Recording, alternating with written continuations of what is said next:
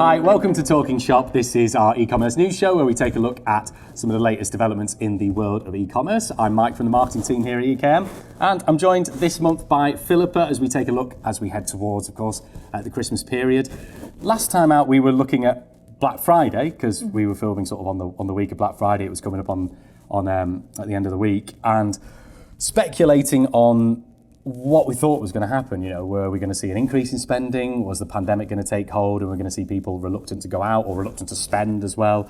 But we were kind of pleasantly surprised, I think. It was quite good news for the world of e-commerce, wasn't it? Yeah, definitely. I think as we saw the shops reopen, a lot of people did go out. So e-commerce did take a little bit of a dip from 2020, but it's still good to see that we still had an increase on 2019. So people were still shopping and spending, and I think, yeah, it was quite a successful one. Yeah, I think the initial figures, because obviously, you know, there's so many bits of data to pull in, but initial figures are sort of saying there was like a 0.8% drop in total spend on Black Friday, but you're looking at things like average order values went up, so people making more substantial purchases on Black Friday, which I think in terms of people's shopping habits and their mentality is quite interesting, because I think what we've seen is as people migrate more towards e-commerce, those little things, they've been sort of constantly purchasing throughout the year, and then waiting to get those deals on the big purchases like you get on Black Friday, don't you? So yeah, absolutely. Everyone's always wanting to make a saving, aren't they? So I think some people do hold off for those bigger purchases when they know a sale is coming.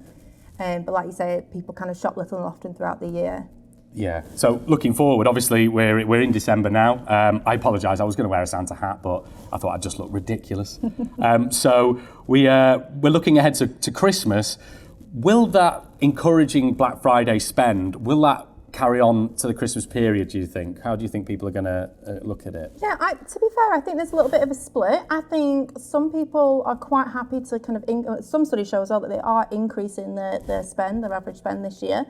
And I think some people are really wanting to make the most of Christmas and kind of celebrate it and go wild. I think some as well are maybe thinking about how to save money, just because of the uncertainty of so many things that are going on in the world. But I do think that the trend should continue and people are expected to spend more overall this Christmas. Yeah, because there's always that worry if Black Friday sales were encouraging and then everyone sort of spent up and that's when they were making those purchases. But Finder.com, they've done a bit of research where a lot of people are saying probably around average spend per person, around 548, which is really encouraging when you think that 2019 was 513 with a dip last year of 476. So that would be a fantastic result if that was to be true for e-commerce companies and what have you.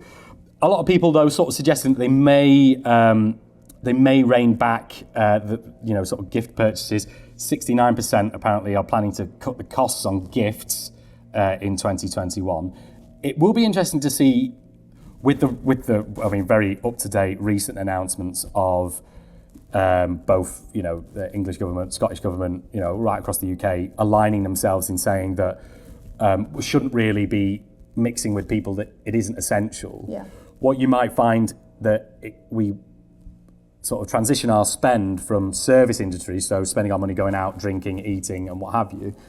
Hopefully, you might see that people, well, not for the service industries, obviously, but for e-commerce companies, you might see that spend actually transitions into maybe spending a little bit more on gifts, a little bit more on other people, because people can't see those people and spend time with them. Absolutely. They sort of try and make that up, don't they, in terms of like goods and gifts. Absolutely. For them. And this actually is showing as well in the research for gift cards, because people are looking for virtual gifts to be able to give to loved ones. If you can't necessarily be with them at this time of year, people are looking for gifts that they can give nice and easily. And like you said, the experience ones as well. With so much uncertainty going on, people would rather put their money towards a product or, like I say, a gift card so they can spend it as and when it's suitable for them. Yeah, exactly. If they can't spend that physical time together, then at least they say, I'm thinking about you. Here's, you know, something to treat yourself with. I'll tell you what, seeing as you've brought up gift cards, we were going to come to that a bit later, but you've nicely segued professionally into that. So looking at, there's a great blog post on ekm.com. It's fantastically written, Philippa. Oh, thanks for the plug. I know.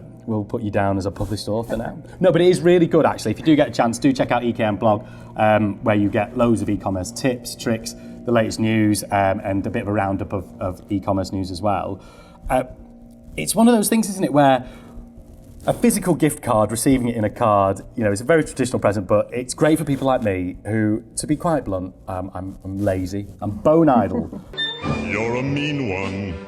Mr. Grinch. So it's great because I used to go, right, here's a John Lewis voucher, go into John Lewis and treat yourself.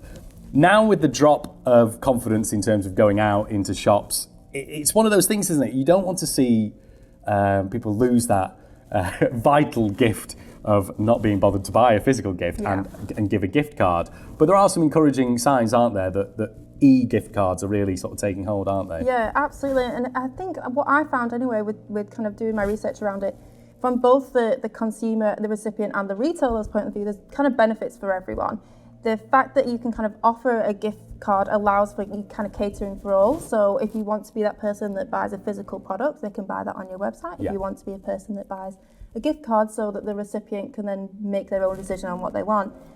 Offering both is, I think, the best way to go. Yeah. You're not missing a trick there. But yeah, I think it is, especially with people living all over the world these days, everything's so kind of, you can be all over the country, the restrictions. It's so easy now to be able to give a gift card and be able to say, you know, I'm thinking of you at this time of year, but it's not going to cost you an arm, leg and shipping. Yeah. So it's I think from a brand perspective as well, it's certainly something to think of, because I think sometimes people think, well, how do I compete with gift cards with the big boys? You know, you go out and you buy your gift cards for your John Lewis and your Waitrose and that sort of thing. But actually, it's quite a nice, when you start thinking as a purchaser with the purchaser's hat on, it's quite a nice way to say to someone, I've seen this brand, I've seen this small company, that I'd like you to support this smaller company as well. So you've got the social aspect with that, where you sort of the community aspect, but also to say, I think you'll really like this brand. I'm not sure what you might like from it, but this is a bit of you, really, isn't it? And research shows as well that person that's received the gift card will actually, you know, more than likely become a returning customer.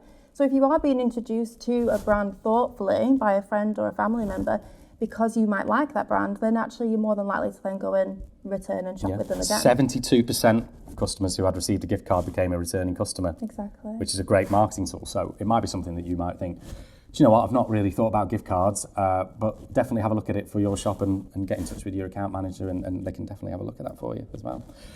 Right, on to payments. It's that time of year where we'll get to the end of January, we'll all think, it's skint. So it's a long month, particularly December, when all your money goes at the beginning of the month and the midpoint of the month, and you end up with January. So or Black Friday. And Black Friday. All my money went on Black Friday. It just went out the window. So it's never been more important, really, to give your customers a choice of payment gateways and a different choice and different methods of payment.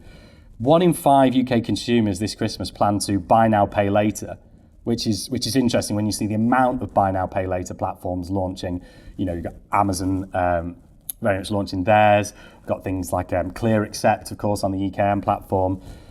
You know, not saying, are you going to buy now, pay later, but, you know, are you starting to, you know, maybe change your mindset on how you sort of finance Christmas or the way that you see other people anyway around you sort of thing? Absolutely. I definitely think it's one of those situations where you've got to carefully think about it in advance, what is going to work best for you. Yeah.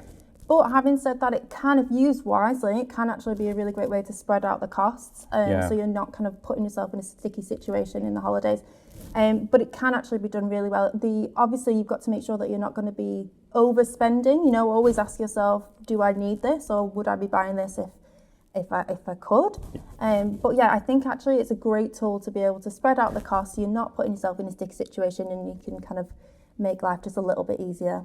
It's one of those, I think, when growing up, I sort of was very wary about, you know, purchasing things on credit and financing things. But as you grow older, you do realise that it's not necessarily a bad thing, and it's not, you know, as long as you can service that debt, but it actually does help in terms of sorting out your budgeting each month. Absolutely. If that makes sense. And actually, in an odd way, that can sometimes save you money, because, you know, if you're paying interest on something on like a credit card or anything like that, actually just by doing buy now, pay later is actually, you can get lower rates of APR and that sort of thing. Yeah, so absolutely. actually, it's not sometimes the scary thing that people sometimes make it out to be.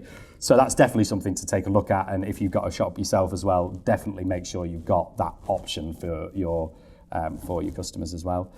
Looking at marketing and if you're you know, trying to get your products out there on social media and that sort of thing, it's really interesting to see the rise in video, which we've known has been coming for a bit, but in terms of different platforms really trying to migrate their content creators to creating a lot more video, isn't it? Yeah. An interesting story is Pinterest acquires, I think I'm saying this right, Vochi, a video creation and editing app.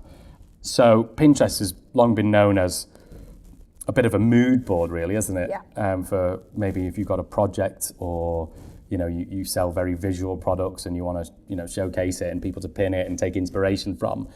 Not really ever been seen as a video focused platform, has it? No, I love Pinterest. I'm obsessed with Pinterest. Pinners are planners, and I love it. Like that.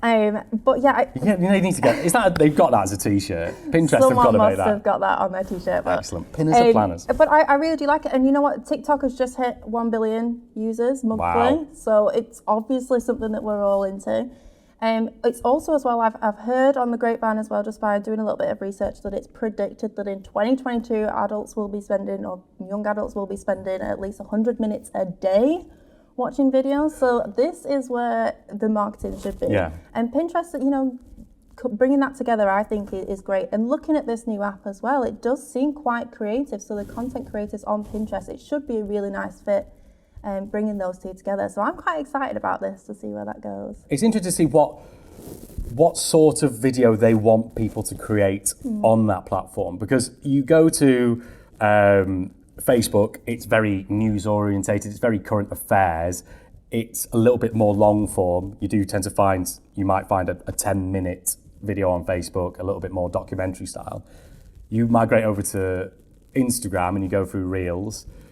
It's very visual, it's quite quick and snappy, but it's there's still viral trends, but it is more about, this is where I've been, look how beautiful this is. And then you go to TikTok and it's like the Wild West, it's all about the viral trend, and it's just anything, isn't it? It's very much aimed at short attention span, quickly flicking through like that. So it'd be interesting to see what Pinterest do when, a lot of their platform is very visual.